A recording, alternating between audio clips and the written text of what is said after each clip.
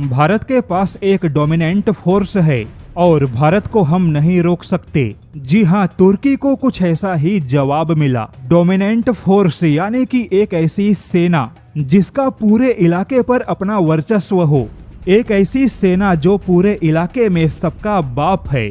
बता दे कि यह पूरी खबर बहुत ही ज्यादा दिलचस्प है, क्योंकि तुर्की को उन मुस्लिम देशों ने आईना दिखा दिया जिन मुस्लिम देशों का तुर्की खलीफा बनना चाहता है। वैसे यह जो खबर है उसे 2-4 मिनट के वीडियो में बताया नहीं जा सकता, क्योंकि यह पर्दे के पीछे होने वाला एक ऐसा युद्ध है जो कभी खत्म नहीं होगा।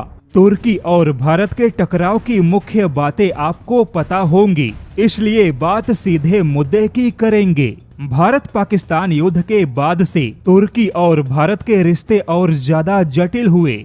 अब जैसा कि पाकिस्तान का अपना कोई ग्लोबल या क्षेत्रीय प्रभाव तो है नहीं, तो ऐसे में तुर्की ने मुस्लिम देशों के बीच में पाकिस्तान के प्रति समर्थन जुटाने का प्रयास किया। तुर्की ने दबाव बनाकर कई बार मुस्लिम देशों के संगठन से भारत विरोधी बयान दिलवाए, लेकिन जैसा कि बयानों से कुछ होता नहीं जब तक कि कोई ठोस कदम न उठाया जाए।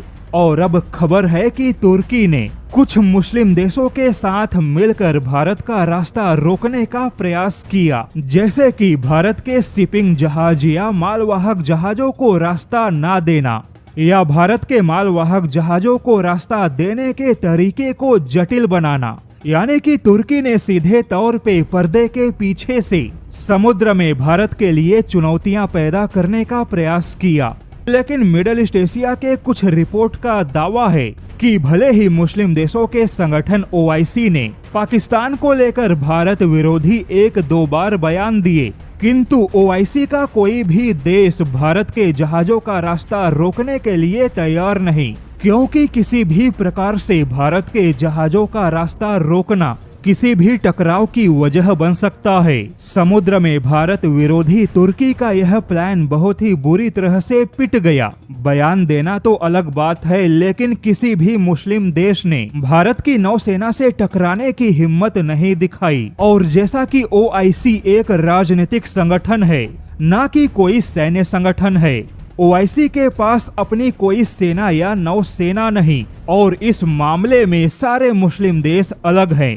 अब देखा जाए तो खुद तुर्की की नौसेना के पास में भारत का रास्ता रोकने की हिम्मत नहीं, क्योंकि हिंद महासागर या फिर अरब सागर में तुर्की का कोई प्रभाव है नहीं। लेकिन तुर्की पर्दे के पीछे से भारत को नुकसान पहुंचाने की कोशिश कर रहा है। ऐसे में तुर्की के इस कोशिश को हमेशा के लिए खत्म करना होगा, क्योंकि तुर्की सोमालिया में सैन्य अड्डा बनाकर हिंद महासागर क्षेत्र में अपना प्रभाव बढ़ाना चाहता है।